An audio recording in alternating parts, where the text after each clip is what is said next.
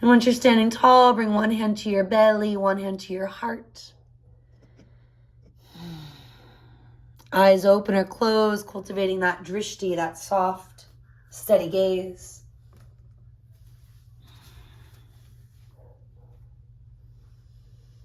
And as you scan from the feet, through the legs, the belly, the heart, the crown of the head, just noticing any imbalances, doing what you can to adjust ever so slightly. Maybe weaving in some peace fingers on the chin. A horse breath or two. And then do come to your right foot, pick up the left foot. Now tree really can be as easy as left heel to right ankle. Can also be as tricky as picking up the knee, reaching, hiking it up where the heel is at the inner upper thigh. Of course, the in-between option would be the inner upper calf. Just try not to push directly on the knee joint. Let's take a thumb, first fingers together, a variation in Gyan Mudra. Especially good for staying present, staying with the breath, calming and soothing to the nervous system. Maybe add those branches. And my branches are going to stay nice and wide for my neck and shoulders. Your hands can move toward each other, maybe even joining palms or extending thumbs, first fingers. If your inner dancer wants to shine, stand tall on the ball of that right foot, maybe look up. You might feel like you're losing your roots, right? So do seal that heel back down, rebuild it if it's helpful. And then we rewind slowly, mindfully. Some days you might bobble and wobble, that's okay. Can you breathe through it? Maybe top heel moves forward, trying not to lean back. And then that's side one. Any movement, including some shaking, some shoulder rolling. In my practice, almost always some big sighing. Then moving through those variations, and maybe you do want to play with each one. If you always do it the same way, it's okay to change it up. What I like about picking up the right knee and bringing it to about hip height is that mobility work to then mindfully roll the inner thigh open, to only go as far as I can without squeezing my glutes. So the standing leg is strong, the glutes are active, but they're not gripping the low back. And then of course, Gyan Mudra, branches, inner dancer, inner ballerina mode, maybe coming into that playful part of your approach, your practice. When less is more, like it is for me right now, staying with that. And that includes in how you rewind. Some days it's not a choice and we just kind of fall out of it. Can you soften and breathe so it's not a harsh transition for the joints? When we harden and stiffen, that's part of why those transitions can be tricky. So loosening up, reminding yourself of that balance. Sanskrit, the Yoga Sutra references Stiram Sukham Asanam, the balance of strength with flexibility. More specifically, effort meets ease. Following our tree, let's reach the arms up. Another plant shape, cactus it all out. Inhale, reaching up. Exhale, diving down. Inhale, chest forward, thighs back. Walking it out for several breaths. Adho Mukha Svanasana, down dog. Take an inhale, reach the hips up and back. Exhale, gaze forward, step or hop. Inhale, half lift. Exhale, standing fold. Root and rise, bring it up. And exhale, hands toward the heart. Inhale, reach the arms. Cactus shape, open it out. Inhale, reach. Exhale, fold. Inhale, chest forward. Stepping or jumping, plank pose, maybe plank toward chaturanga, elbows grazing the midline. Inhale, building cobra, or of course, upward dog if you prefer. And exhale toward down dog, taking that breath or two, balancing it out. Fingers bright, toes bright, breath flowing. Reach the left leg up. Square the pelvis, take another inhale. Exhale, knee to your nose and hold for a moment here.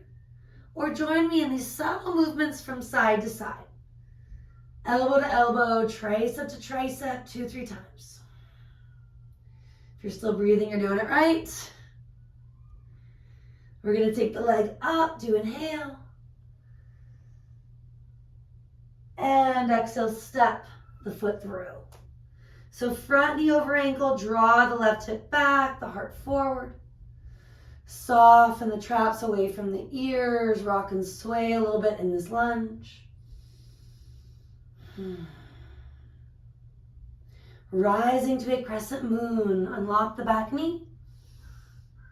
Tailbone reaches down, sternum, the chest, lift up. Now your left hand moves to your right wrist, going up and over, so as stretch. Maybe your back knee comes down, maybe it starts to straighten, right? Anything in between is also fun. Front leg bending toward 90. Couple more breaths, committing to it. Still connecting through the core of you, specifically right at the end of that exhale. Let's bring it toward neutral. Take an inhale, reaching, maybe looking up. Exhale, you can bring fingertips down or of course get your blocks. Anything that works like blocks, right? Back foot comes forward, pyramid stance. Little ebb and flow of the torso. Maybe a little bending and extending of the front and or back knee. You can of course play with flexing the front foot or placing that front foot on a block. By that I do mean the ball of the foot, not the heel. And maybe in turn hands come onto the block, the other block, at a higher height to help you balance. Looking toward me if that's unclear, we've got a few more breaths. To take that yogi's choice of Parsvottanasana, pyramid posture. Lots going on, but especially obvious in the hamstring and low back region. You'll eventually release the front foot.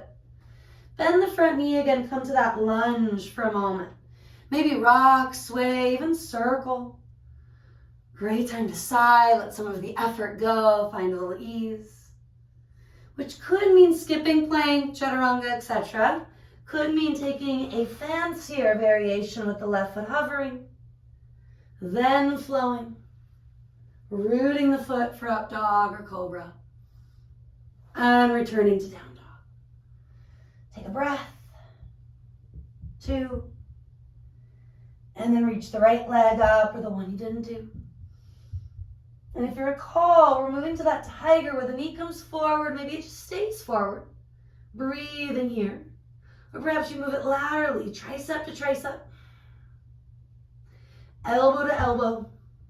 I know my foot wants to drag, see if you can lift your heel higher. Reach it up. And end of the exhale, step it through. Now I've got a few breaths just to rock and sway here in the high lunge, runner stretch. Whether you need a little bit of a narrower or broader setup, feel the stability. Not assuming from the first side, take your time. And you'll use an inhale so you are taking oxygen in as you come up. Soften the knee, let it out. Right hand to left wrist, moving up and over. Again, that back knee could come all the way down, right? Taking it real easy, easier. Back leg could get straighter if that works in your hip, your low back. It is generally a deeper stretch. Take another 2-3 breaths, just being in this big psoas and quad opener. Associated with big emotions. Let stuff up and out as is needed. Moving through neutral, inhale. And exhale, Parsvottanasana. So back foot moving forward a little bit. Maybe a lot bit, depending on what feels stable. Usually a yard to a meter from the front heel to the back heel. And a few inches or so if you were talking left to right, maybe, let's say if I were looking here, about 10, 12 centimeters or so from my inner left heel to my outer right heel. And the ebbing and flowing is a way to square, to go further without it being just about sensation, but really checking in with your alignment, creating space, mobility. Flexibility is not about just being able to be the bendiest, right? No Gumby inspiration, but instead finding that balance of strength and stretching, of space and stability. Good. To release the foot, come back to that runner's lunge. Another breath, 2. Great time to sigh if it's needed. Want to sneak the right foot back.